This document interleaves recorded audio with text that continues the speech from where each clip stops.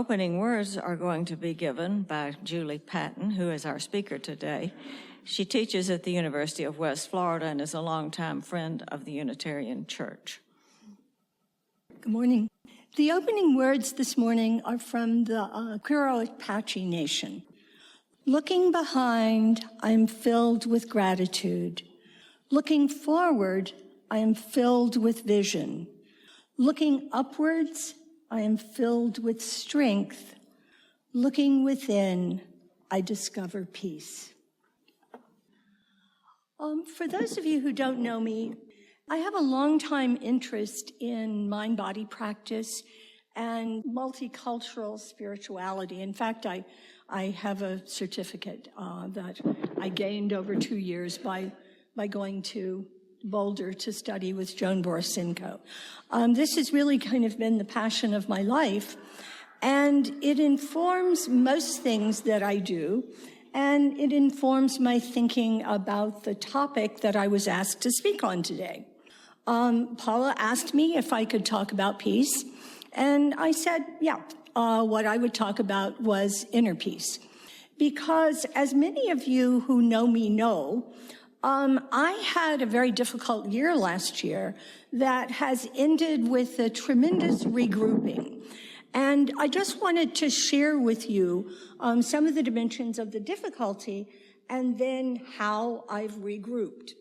I entitled the talk, Peace in the Time of Cholera, because basically I think we've been through and are going through a very choleric period where there are many different and competing ideas about how we should go forward.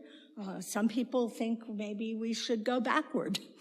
And there's a great deal of tension I found with many activities that I was participating in regard to what people wanted and how they were conducting the discussion. At first, I attributed the problems to Trump.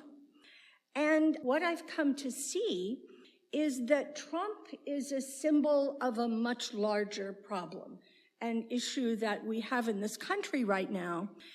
It has helped me some to define, in a sense, what I think is causing a lot of our difficulty. It's also helped me ignore Trump and his antics. Basically, I don't pay much attention to what he's doing on a daily basis unless I can get a laugh out of it.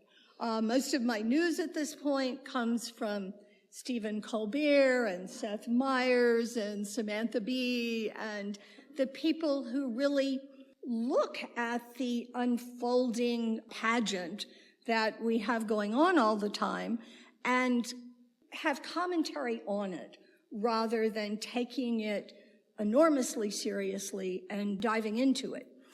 My own feeling about what the problem is, the basic dilemma we have, is that it has something to do with the size of our institutions and with the global nature of the world that we inhabit. And my own feeling is that our social structures are no longer adequate to the problems that we're facing.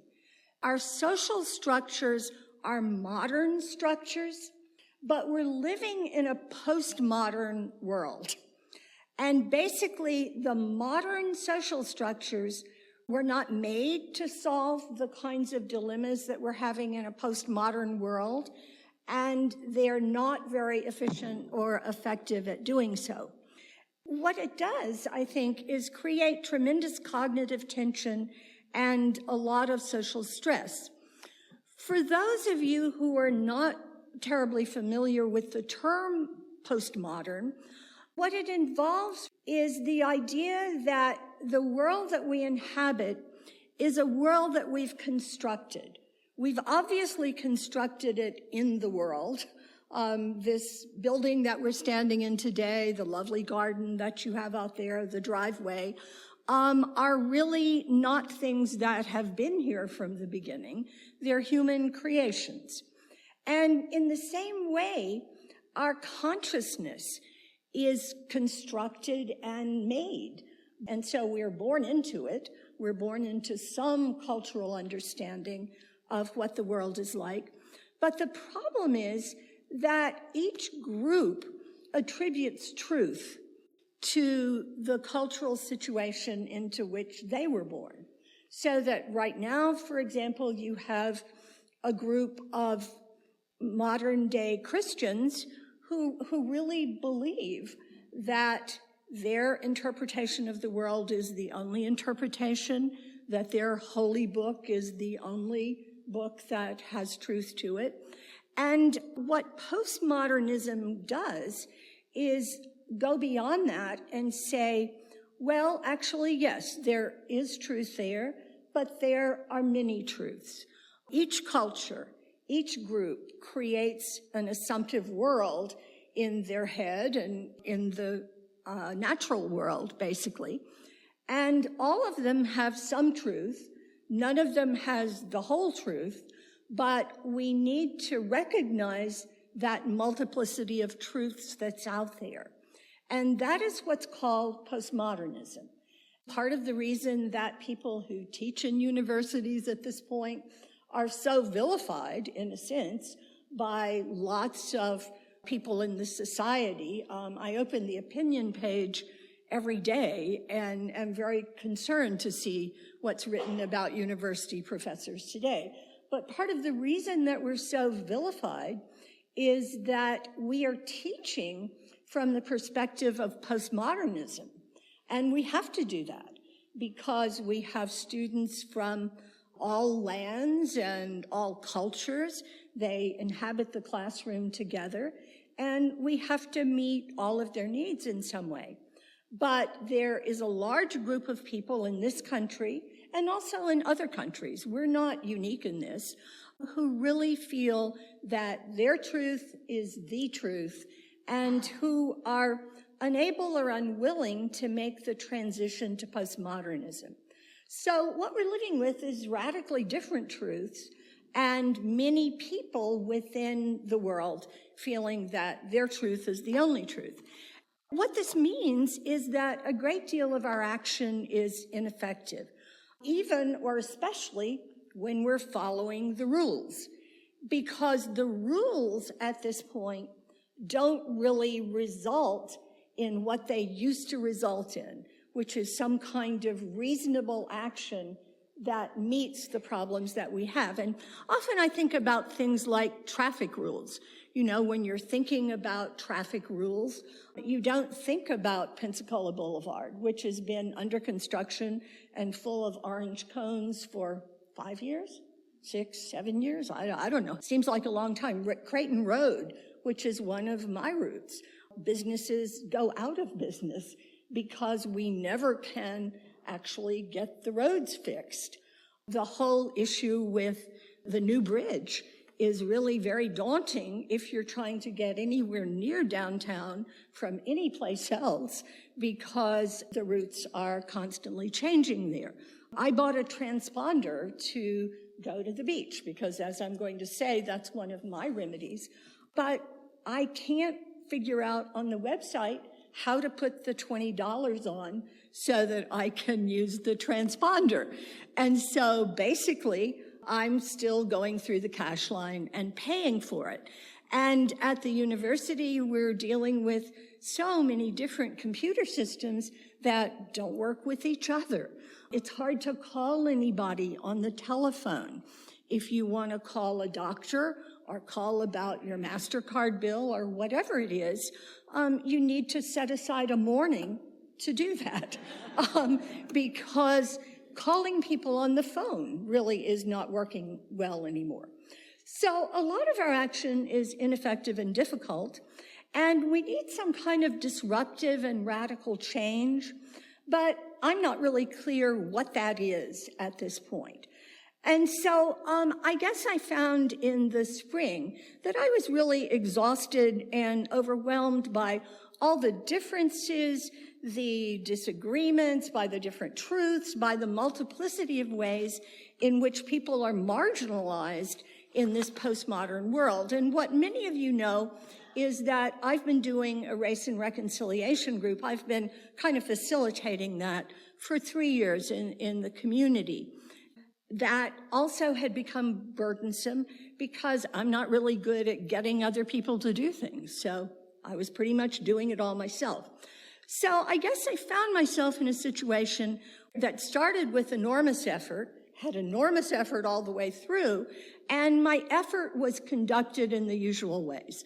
My assumption was that I would do what I said that I would do, that it was necessary to have civic consciousness and go on and so forth.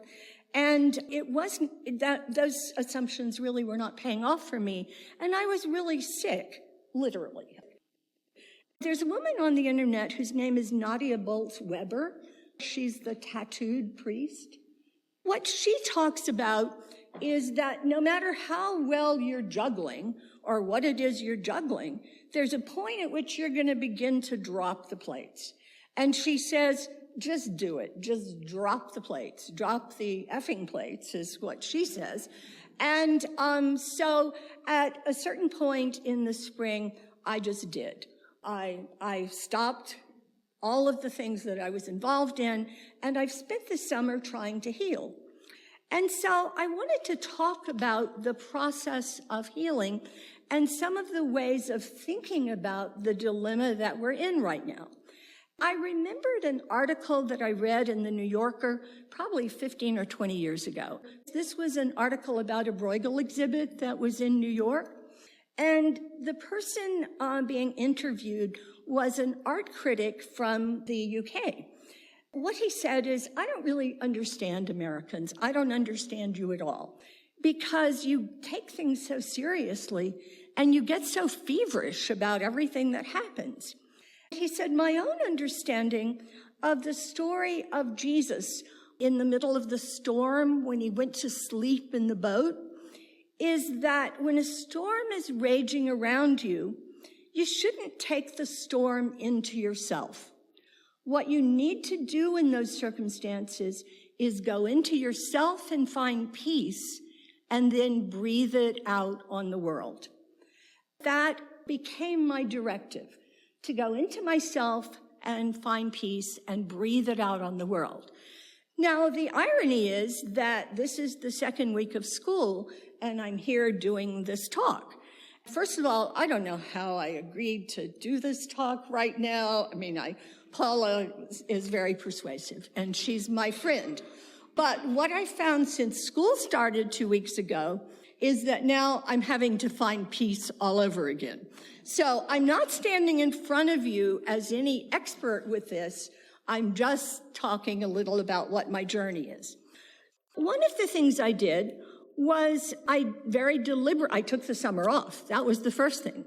I made time to read in a very deliberate and intentional way because I was reading essentially nothing besides the summary of the New Yorker that came every day in my voluminous email. And one of the things I read is a book called The Overstory by Richard Powers. That had a profound effect on me. The Overstory is a book about trees, and it talks about trees with some human stories kind of woven into that, but the main idea is really that the trees were here before us, the trees will be here after us, and in the meantime, we live our lives, which have lots of drama and sometimes involve trying to save trees, and that's an interesting endeavor. But actually, the trees have their own ways of saving themselves. They communicate with one another. They heal one another by sending medicinals back and forth. The roots are connected underground in this vast network.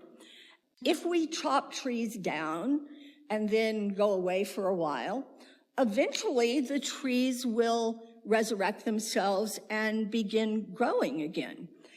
What that reminded me of is something that I've always known, which is that there's a much larger story than my story, than our story, than the United States at this critical juncture in history. There's the story of a universe and a planet that will outlast us. And whatever shape we leave it in will certainly have some effect on us and our descendants, but there's a vast process that's unfolding, and we are not at the center of that process. That was really very helpful for me to be reminded of, to be reminded that the Earth's life is measured in eons. It's not measured in terms of a human lifetime. What I'm struggling with right here, right now, is very important to me, and it may or may not be important to you, but basically, in terms of the life of the universe, it's just a tiny speck. In relation to eons, it's almost nothing. So I've been reading a lot this summer and thinking a lot this summer. I signed up for Audible, and what a pleasure to listen to books being read to me. I just finished the Song of Solomon, which I had read years ago, but after Toni Morrison's death, I thought that I would revisit something, and Toni Morrison herself was reading the Audible version of the Song of Solomon. So I'm bringing wonderful things into my car that really are not the PBS update on what happened today with the storm, which incidentally missed us, And I think that part of the issue with our modern world is that we're aware of everything that's happening everywhere. It's hard to remember that we're okay and that the sun is shining. Now, I don't want to say anything about the people who are not okay, because of course that's very sad and we need to help. But it really should not affect our own sense of whether life is right. There's something right about it because this is how life is. I've become much more of a realist. I've always been a striver, and I've always been looking ahead at something I can see ahead, but I'm trying to be more cognizant right now of what is. The things that I've worried about the most in my life are often things that never happen. So in the midst of hurricane season here, I would urge you to get your water or whatever it is you feel you need to do, but just focus on your life and be aware that there's a storm out there in the Gulf, but I don't really get alarmed at all until it's really in Northeast Florida and the cone is coming for me. It's not that someone has taken a Sharpie and extended the cone. It's really that the National Weather Service tells me that I'm in danger. I've worn my principles on my arm for a long time because it just helps me remember what's important to me. I changed one of my principles as part of this effort at healing. I had been wearing a bracelet that said, "Nevertheless, she persisted." I took that bracelet off and I substituted another. Now I'm wearing a bracelet that says, "I hope you dance." And I'm trying to dance. What Joseph Campbell, as you know, many of you, my hero, says is that a vital person vitalizes everything.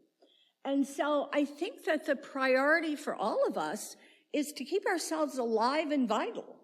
Because if we are not alive and vital, we have very little to add to the mix except more grumpy comments, Basically, I'm a wealth of grumpy comments. I mean, if you want to see grumpy, come to a faculty meeting at the university, say, or whatever. I mean, I have lots of ideas about how everything should go, but right now I'm trying to dance. So I've changed one of my principles.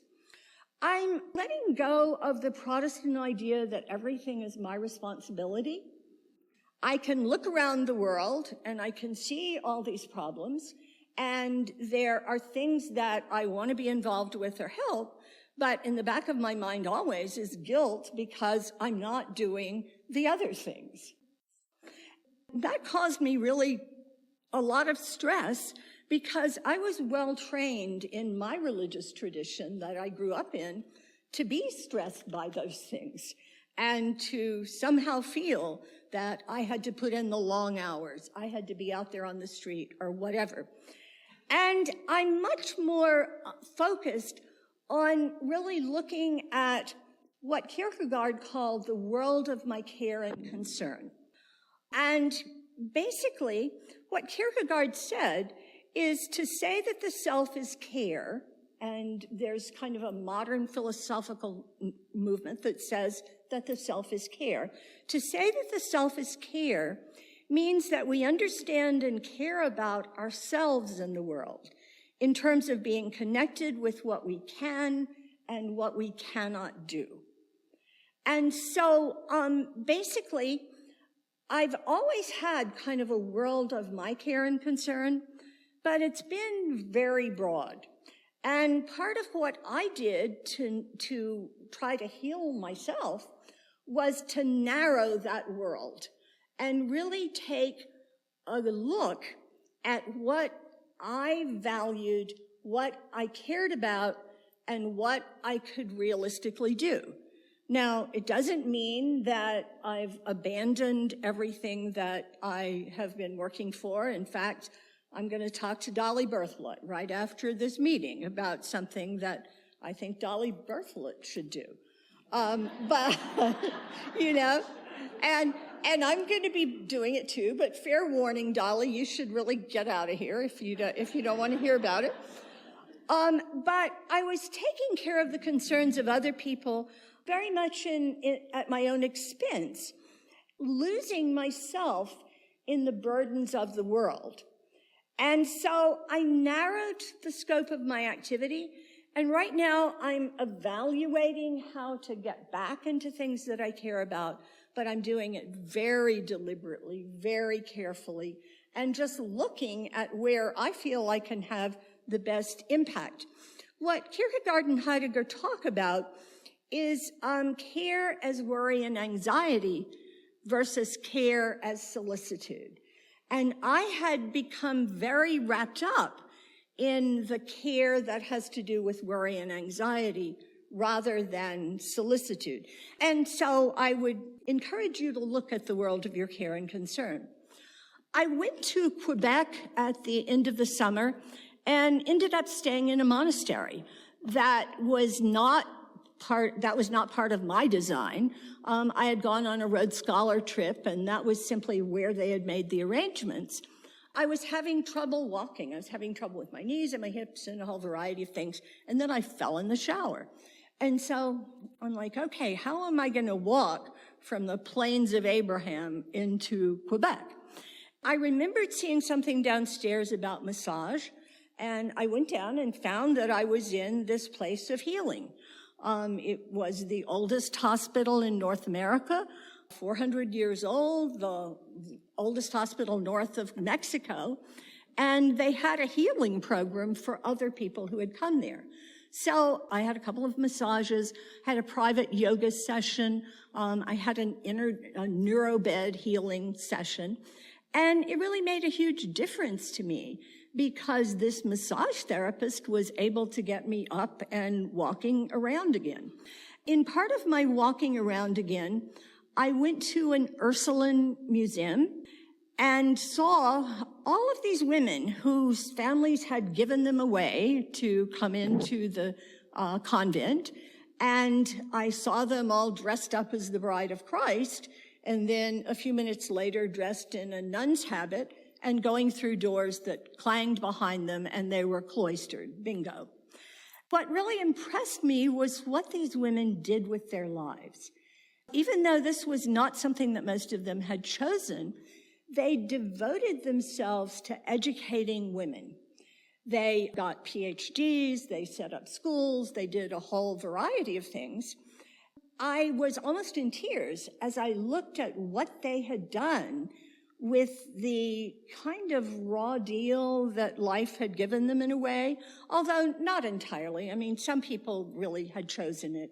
I don't mean to say anything about being a nun. But I also remembered that when I was at Bryn Mawr in the 70s, there were nuns coming out of the convents.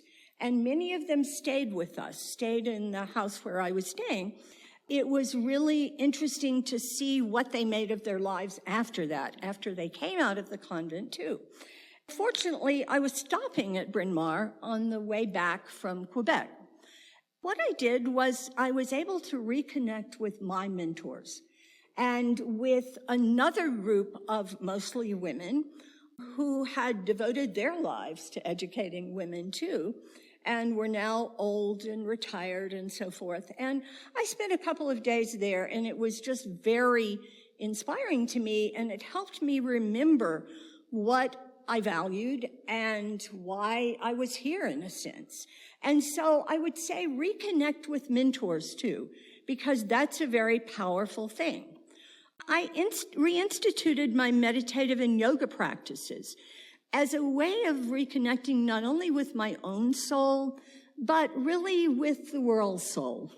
I think that part of both of those practices is the sense of connection with life beyond yourself and the loosening of boundaries that makes you less concerned with your own ego and your ego concerns. And so that's been enormously helpful, except that I haven't been to yoga since actually school started. So it's an ongoing process. You can't ever feel that you've arrived. I became very deliberate about spending time outside, and especially about going to the beach, because the water heals me.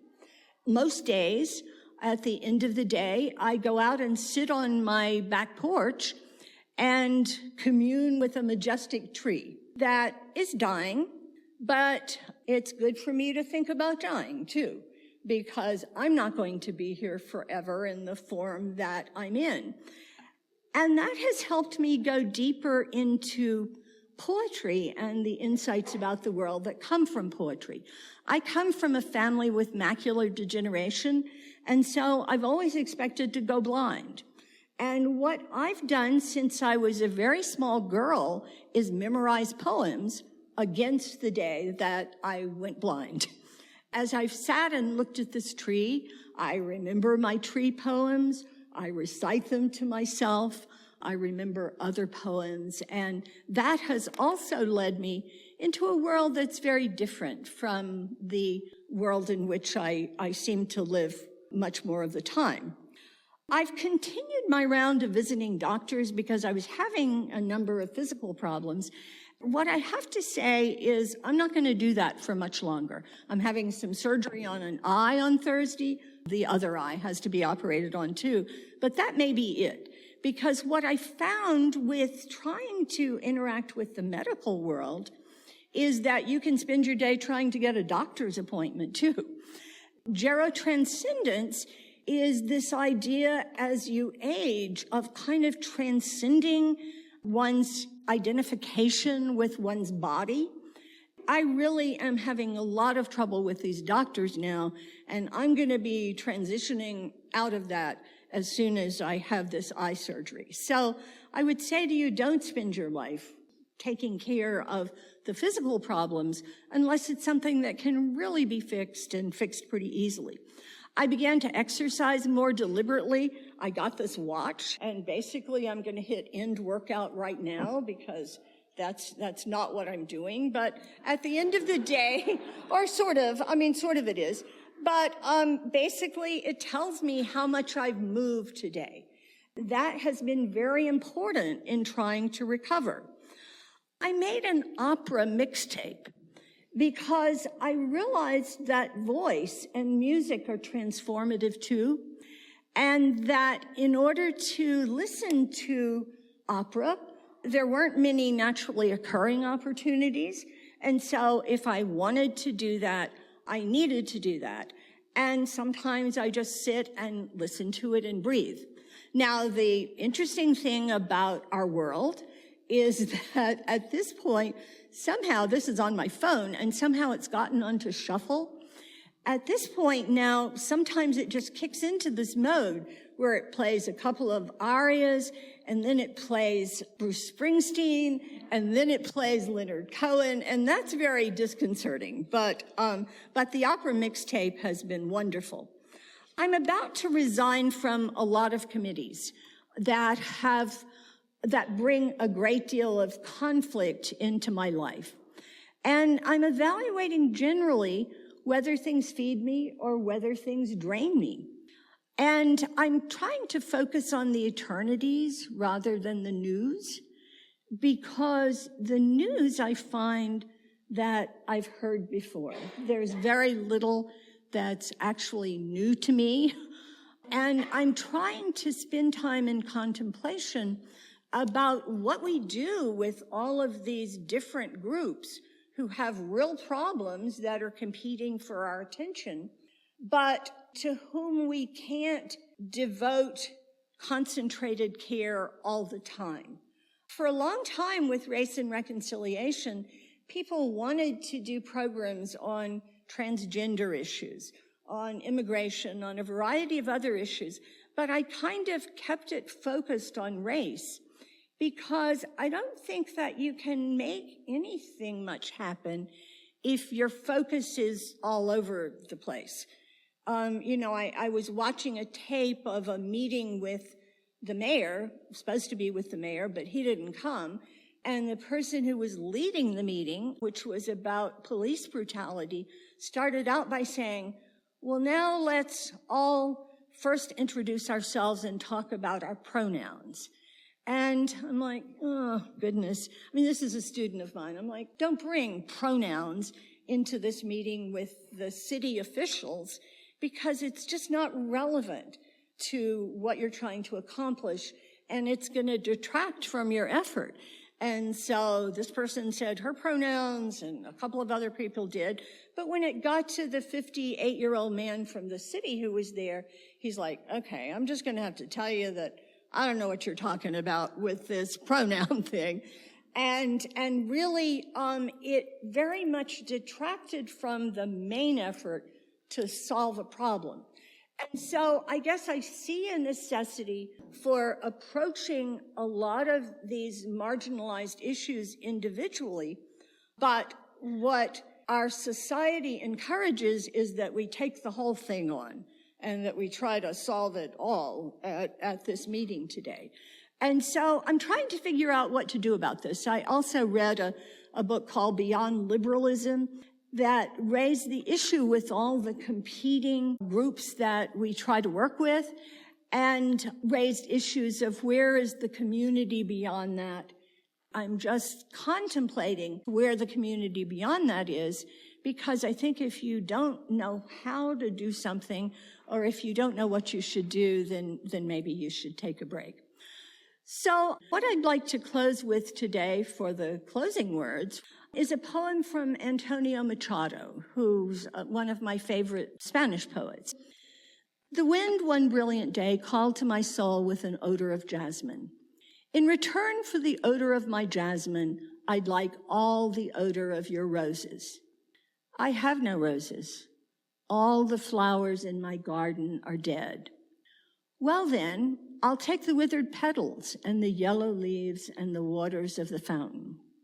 The wind left, and I wept, and I said to myself, what have you done with the garden that was entrusted to you? And so I'll leave you with that question. What have you done with the garden that was entrusted to you? Is it still a garden? Can you make it a garden again?